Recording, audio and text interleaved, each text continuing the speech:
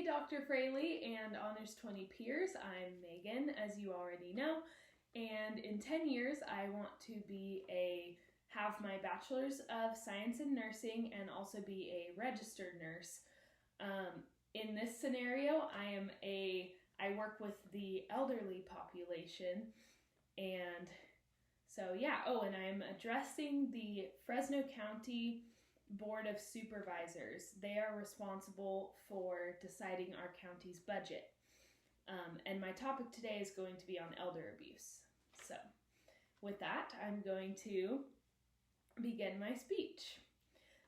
According to the Fresno County's grand jury report, Elder Abuse and the Silver Tsunami, published in July 2019, it is estimated that 1 in 10 people age 60 and older are abused, neglected, or financially abused. Experts believe that for every 1 reported case of elder abuse or neglect, as many as 23.5 cases go unreported. Today, I hope to shed some light on the largely closeted issue of elder abuse, and thereby convince you that combating elder abuse is a worthwhile cause to which you should allocate more funds and continue the existing policies. By contributing to efforts to decrease elder abuse, you can help preserve the safety of one of the most vulnerable populations in all of America and make an investment for your future security, because you too will one day be considered an older American. I am a registered nurse who has cared for many older patients, unfortunately, some of whom have been victims of elder abuse, and I can attest to the negative impact this has had on their ability to live a pleasant rest of their lives. So today I want to walk you through the problem of elder abuse, number 2, the causes that underlie this issue, and 3, propose some solutions that I believe can help mitigate this issue. So first, on to the problem itself. Elder abuse is a very prevalent issue that unfortunately is only going to increase in occurrence as the population of older Americans continues to rise. So elder abuse is already a prevalent issue in this county specifically. The 2019 Fresno County Grand Jury report referenced earlier states that the long-term care ombudsman program serving Fresno County reported 167 incidents of elder abuse during the 2017 to 18 fiscal year. And elder abuse takes many different forms. According to a 2018 World Health Organization article entitled Elder Abuse, abuse includes physical, sexual, psychological, and emotional abuse, financial and material abuse, abandonment, neglect, and serious loss of dignity and respect as forms of elder abuse. And a large contributor to this problem of elder abuse is that it largely goes unreported. It's often a silent issue, so we don't even know the full scope of the problem. The 2019 Fresno County Grand Jury report lists some reasons why older adults do not choose to report abuse. Fear of retaliation, loss of independence, having to live in a facility, shame, not seeing it as abuse, and protection of the family member when the family member is the abuser.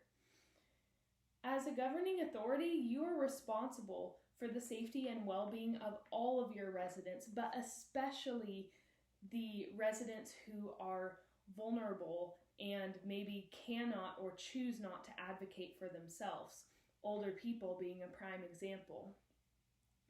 And like I said earlier, the number of elder abuse cases is not going to decrease on its own. In fact, we are on traveling in an upward direction with the number of older Americans in general. The California Department of Aging's Facts About California's Elderly predicts that the population over age 60 in California will have an overall increase of 166% during the time period between 2010 and 2060. For Fresno County, that's 170% expected, so even above the expectation for all of California in general.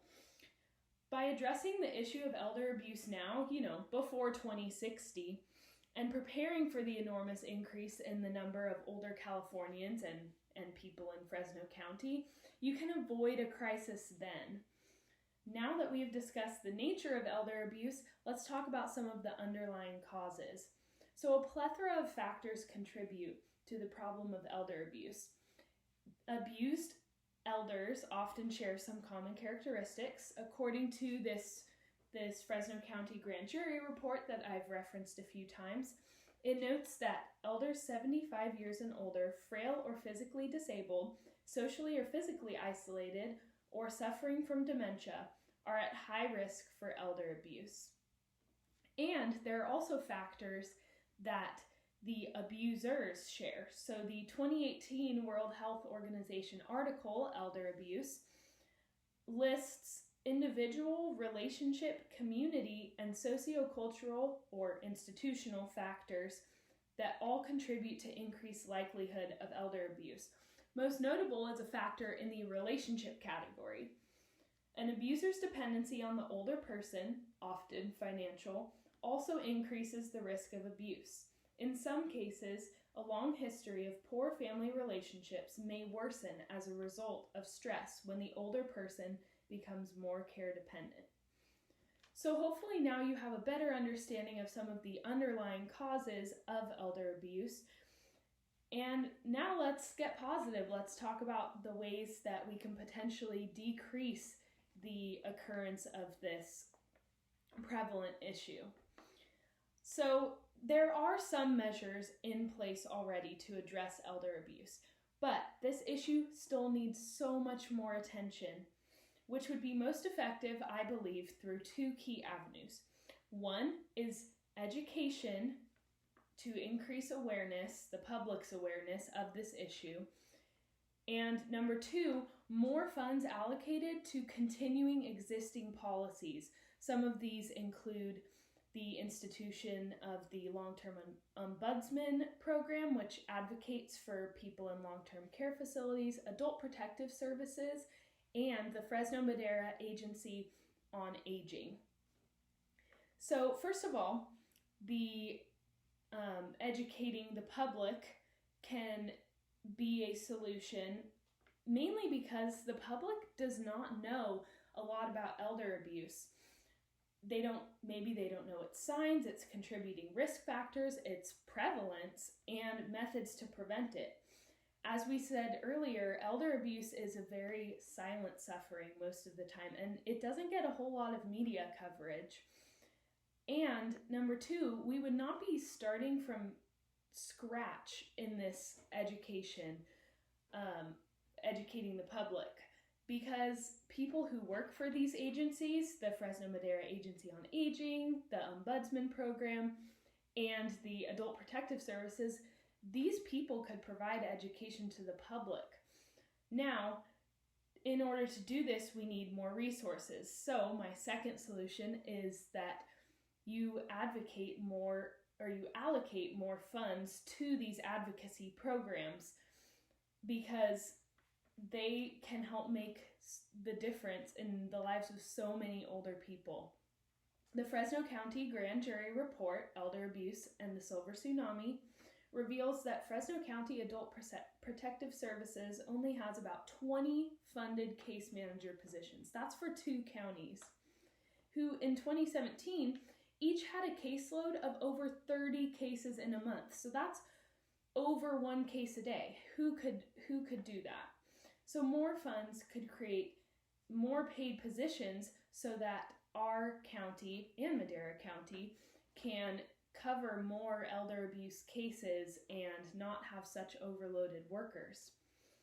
And I understand that you have many causes and agencies all vying for a spot in the county budget. And you may think that some of those causes are more worthwhile. However, by contributing to elder-related agencies, you're contributing to a better elderly life for many, which I'm sure you, like me, wish for yourself one day when you retire. So today, I hope that I have done an effective job of walking you through the issue of elder abuse, addressing its causes, and providing you with some potential solutions to pursue. Unfortunately, we will not be able to eradicate elder abuse. It is such a prevalent issue, but by contributing to educating the public and providing more positions in these vital agencies, you can make a positive difference in the lives of older people who have already contributed so much to the world themselves. Thank you.